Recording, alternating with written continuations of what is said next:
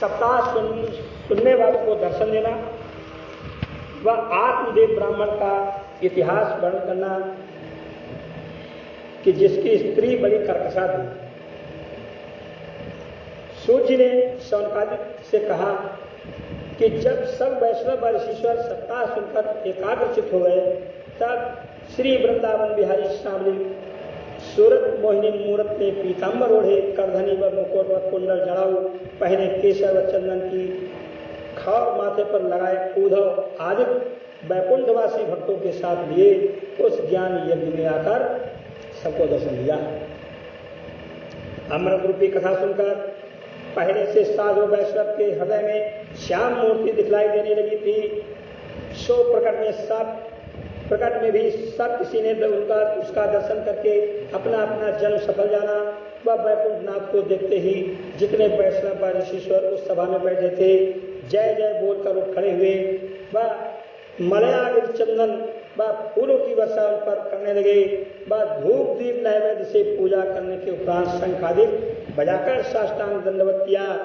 ये सब आनंद देखकर नारद मुनि बोले, हे संत कुमार जी, आपने जो सप्ताह यज्ञ किया इसमें जिसने ये कथा सुनी वो सब पवित्र होकर मुक्ति पदवी पर पहुंचे। अब और कौन लोग ये अमृत रूपी कथा सुनकर भवसागर पार उतरेंगे, उनका हाल वर्णन कीजिए। शरद कुमार जी ने कहा कि जो कलयुग के मनुष्य बड़े पापी व दुष्ट व लालची, झूठे, चुगल, कामी उत्पन्न हुए हैं, होकर अपने क्रोध से आप जल मरते हैं, वो लोग भी इस सप्ताह यज्ञ के सुनने से पवित्र होकर मुक्ति पदवी को पहुंचेंगे। और जो कोई कलयुग में माता पिता की सेवा व अपने कर्म धर्म से रहित पर लोभ में डूबा रहकर झूठ चोर व ठग होगा, वो भी ये कथा सुनने से भवसागर पार उतर जाएगा। अब हम एक कथा पुरानी तुमसे कहते हैं, सुनो। दक्षिण दिशा में तुंगभद्रा नामक एक नदी है। उसके किनारे एक नगर में आत्मदेव नाम का एक ब्राह्मण बड़ा पंडित व तेजवान व धर्मात्मा रहता था। उस ब्राह्मण की स्त्री का धुंधली नाम था। वो बड़ी कर्कशा थी। वो दिन रात संसारी माया में फंसी रहकर अपने पति को सब तरह का दुख देती थी, पर वो ब्राह्मण ज्ञानी परमेश्वर की इच्छा इसी तरह समझकर उसी के साथ अपने दिन काटता था। जब उस ब्राह्मण के पुत्र न होकर बुढ़ाई आई तब उसने संतान होने के वास्ते व्रत और नेम रखना आरंभ करके बहुत गाय व सोना ब्राह्मणों को दान दिया। इस पर भी उसकी इच्छा नहीं पूर्ण हुई। तब वो ब्राह्मण अपने मन में बहुत उदास होकर घर से निकला और अपना शरीर त्याग करने की इच्छा रखकर वन में चला गया।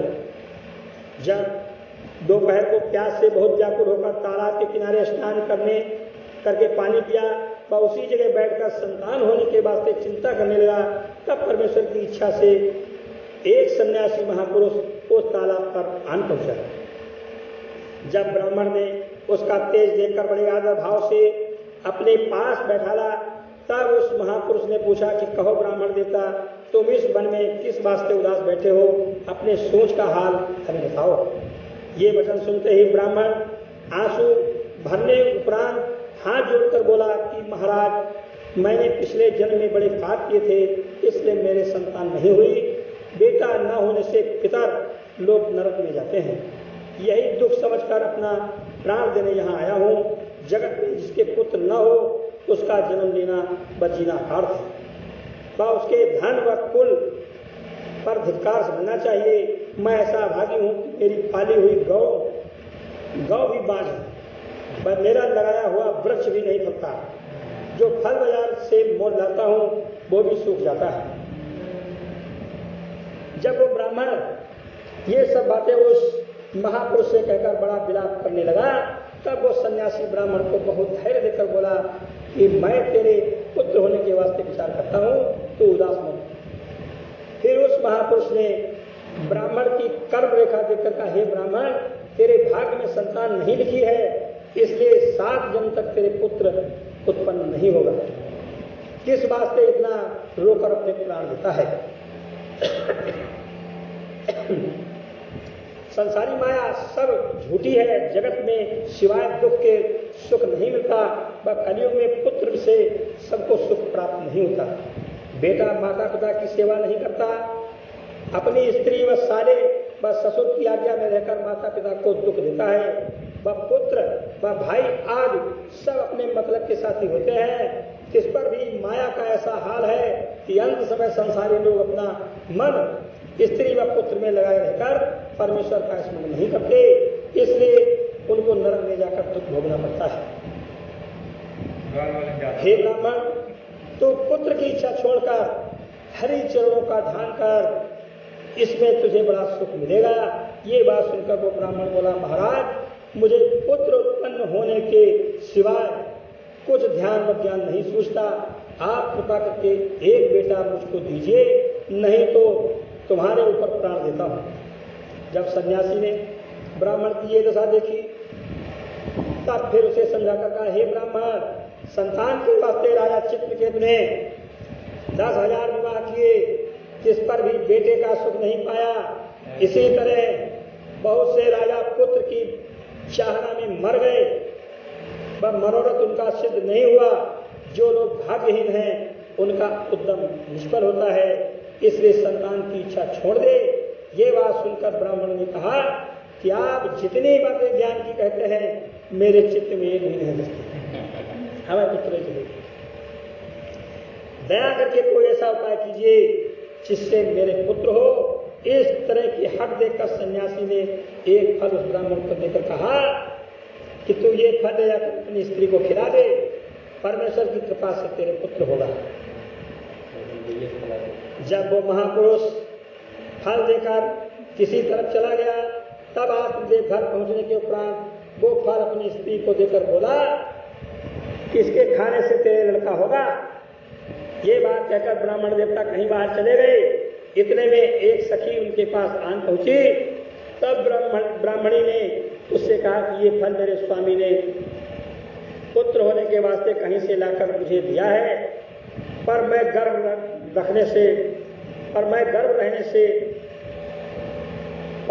रहने के डर से न खाऊंगी।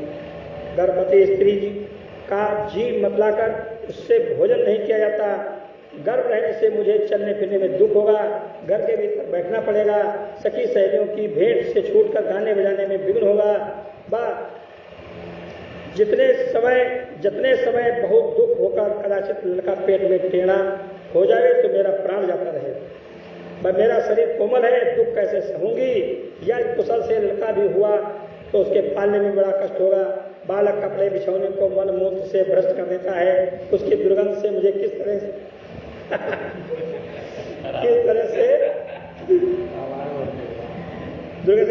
से रहा जाएगा। ये सब दुखों के उठाने से बांझ व विधवा अच्छी होती है, जिनको गर्भ का दुख उठाना नहीं पड़ता। ऐसी अनेक बातें उस ब्राह्मणी ने अपनी सखी से कहकर वो फल नहीं खाया, उठाकर रख छोड़ा। वह अपने पति से झूठ कह दिया कि मैंने फल खा लिया। थोड़े दिन उपरांत उस ब्राह्मणी की बहन ने वहां आकर पूछा कि हे बहन, तुम इन दिनों में बहुत दुबली व उदास मालूम होती हो, इसका क्या कारण है? तब उसने अपनी बहन से कहा कि मेरे स्वामी ने एक फल पुत्र होने के वास्ते कहीं से लाकर मुझे दिया था, सो मैंने गर्भ रहने के दुख से फल नहीं खाया। वह अपने पति से फल खाने का हाल झूठ कह दिया, वह गर्भ मेरे नहीं है। इस बात का उत्तर क्या दूंगी? इस कारण मैं उदास रहती हूँ। ये बात सुनकर उसकी बहन बोली, तू कुछ चिंता मत कर, मेरे 1 महीने का गर्भ है, सो तू अपने पति से कह दे कि मेरे गर्भ रहा है। जब मेरे लड़का होगा तब मैं वो बालक तुझे लाकर तुझे देकर उसको तेरा बेटा प्रकट करके दूध पिलाया करूंगी। इस बात की खबर तेरे पति को न होगी, और जो फल तेरा स्वामी लाया है वो तू अपनी गाय को खिला दे। ये बात सुनते ही उस ब्राह्मणी ने प्रसन्न होकर वो फल गाय को खिला दिया। वह अपनी बहन को आत्मदेव से छिपाकर घर में रखा। जब 10वें महीने उसके बेटा हुआ तब उस ब्राह्मणी ने अपने पति से कहला भेजा कि मेरे लड़का हुआ है। ये हाल सुनते ही आत्मदेव ने मंगलाचार बनाकर ब्राह्मण याजकों को बहुत सा दान दक्षिणा दिया। ब्राह्मणी ने अपने पति से कहा कि मेरे दूध नहीं उतरता, तो मेरी बहन के दूध होता है, उसका बालक 6 महीने का होके जाता रहा, तुम कहो तो उसे दूध पिलाने के वास्ते बुला कर यहाँ रखूँ। ब्राह्मण ने कहा बहुत अच्छा, बालक को किसी तरह पालना चाहिए। जब इतनी बात ब्राह्मण ने कही तब ब्राह्मणी की बहन प्रकट होकर लड़के को दूध पिलाने लगी। ब्राह्मण ने उस बालक का नाम धुनकारी रखा। जब 2 महीने का धुनकारी हुआ तब गौ के भी उस फल के प्रताप से एक लड़का बहुत सुंदर मनुष्य रूपी जन्मा, पर उस बालक के दोनों कान गौ के समान थे।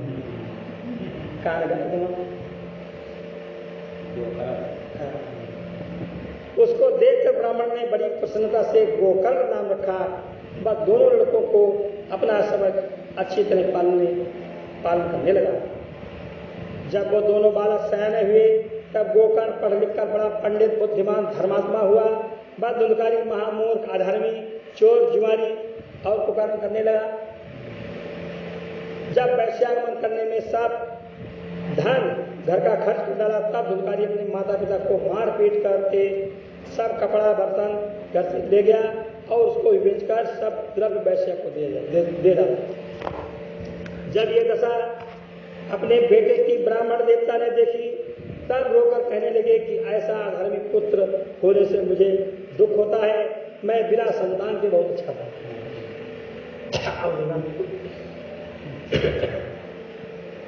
इस जीने से मेरा मरना अच्छा है, जिससे महाकष्ट बद दुख से छूट जाऊं। ये हाल आत्मदेव का देखकर गोकर्ण ने कहा, हे पिता, संसार में सिवाय दुख के सुख किसी को नहीं होता, तुम किस वास्ते इतनी चिंता करते हो? जगत में राजा व प्रजा, धनी व कंगाल जितने आदमी हैं सबको एक दुख लगा रहता है। जिसने संसारी माया छोड़कर परमेश्वर में ध्यान लगाया उसको सुख होता है। इसलिए तुम अज्ञान तजकर स्त्री व पुत्र का मोह तन से तोड़ डालो व वन में जाकर परमेश्वर का भोजन करो, तब तुमको सुख मिलेगा।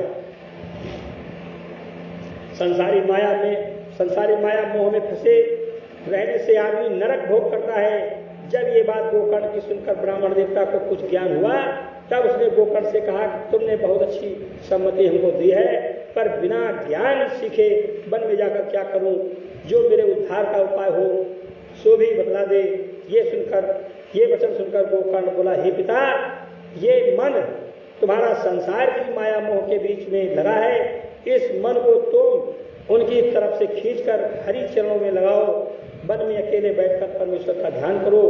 बस संसारी माया व तृष्णा को छोड़ दो। ये साधन करने से बहुत सुख पाकर मुक्त पदवी पर पहुंचोगे। ये ज्ञान सुनते ही आत्मदेव ने प्रसन्न होकर संसारी माया छोड़ दी। वह वन में जाकर परमेश्वर का स्मरण ध्यान करने लगा।